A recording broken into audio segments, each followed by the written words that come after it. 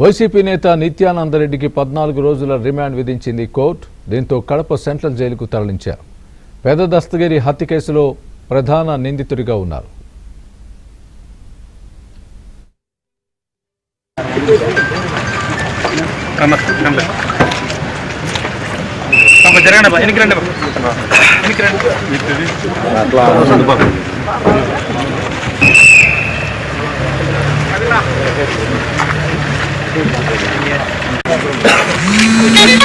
Incoming voice call from DT.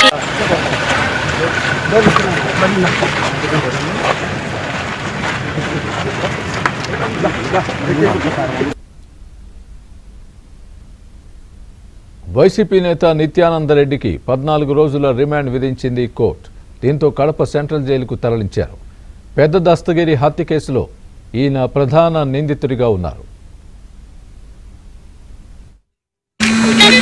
Incoming voice call from DT.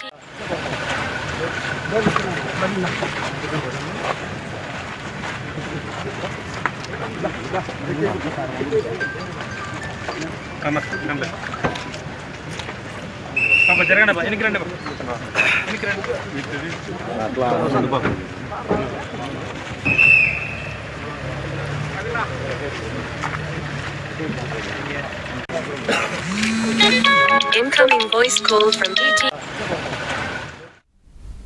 ఇదే అంశానికి సంబంధించి పూర్తి అప్డేట్ మా ప్రతినిధి శ్రీనివాస్ చెప్తారు. శ్రీనివాస్, చెప్పండి. నిత్యానందరెడ్డికి 14 రోజుల రిమాండ్ వేసిన నేపథ్యంలో కోర్టు ఎలాంటి వ్యాఖ్యలు చేసింది? మీ దగ్గర ఉన్న పూర్తి అప్డేట్ ఏంటి ఈ విషయానికి సంబంధించి?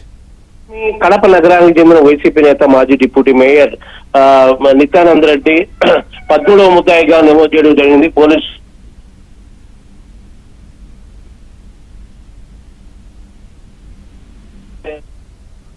అయితే ఏ సకీల్ మాత్రం ముద్దాయిగా చేశారు. అయితే కోర్టు అతను ఈ రోజు వైద్య నిమిత్తం రిమ్స్ కు తరలించి వైద్య పరీక్షలు చేయించి ఆ తర్వాత జడ్జి ముందు హాజరుపరచడం జరిగింది. కడప జిల్లా కోర్టులో మొబైల్ కోర్టులో ఈ రోజు 14 రోజు రిమాండ్ విధించారు. సో మొత్తం మీద అయితే అతను